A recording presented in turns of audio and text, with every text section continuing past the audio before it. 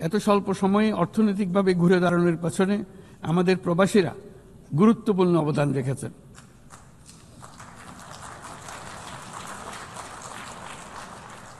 তারা বিদেশের মাটিতে কঠোর পরিশ্রম করে প্রতি মাসে দেশের রেকর্ড পরিমাণ রেমিটেন্স পাঠাচ্ছেন। শুধু বাংলাদেশেই নয়, স্বাগতিক দেশগুলোতেও তাদের বিশাল অবদান রয়েছে। তারা সেখানে বহুল চাহিদা সম্পন্ন সেবা প্রদান করছেন। এটি তাই আমাদের জন্য যেমন তেমনি স্বাগতিক দেশগুলোর জন্য সমানভাবে লাভজনক। উভয় দেশের জন্যই তা উপকারী।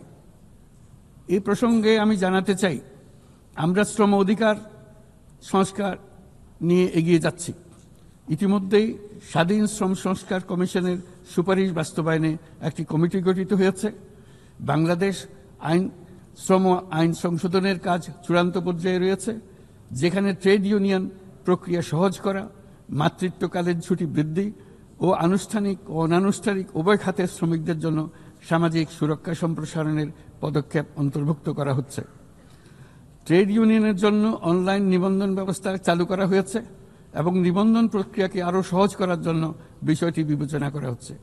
পাশাপাশি শ্রমিকদের অধিকার সুরক্ষায় আমাদের অঙ্গীকারের নিদর্শন স্বরূপ সম্প্রতি আমরা ইসলামী সহযোগিতা সংস্থার লেবার সেন্টারের সংবিধানটি স্বাক্ষর করেছি।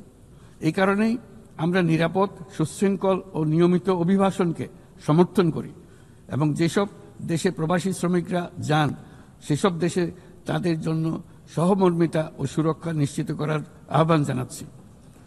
উন্নত বিশ্ব যেখানে বয়স্ক জনসংখ্যার চাপে ভুগছে, সেখানে বাংলাদেশ অতি সৌভাগ্যবান। আমাদের 60% বেশি মানুষের বয়স 35 বছরের নিচে।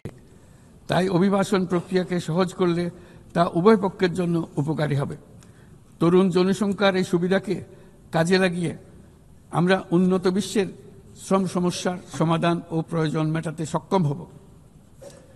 মাননীয় সভাপতি, বাংলাদেশের তরুণ প্রজন্ম ইতিমধ্যে প্রমাণ করেছে যে তারা সমাজ পরিবর্তনের চালিকা শক্তি। আমরা তাদের দক্ষতা উন্নয়নে বিনিয়োগ করছি। তথ্য প্রযুক্তি, কৃত্রিম বুদ্ধিমত্তা, নবায়নযুক্ত শক্তি, পরিবেশ বান্ধব প্রযুক্তি সহ বিভিন্ন ক্ষেত্রে তাদের প্রশিক্ষণ দিচ্ছি।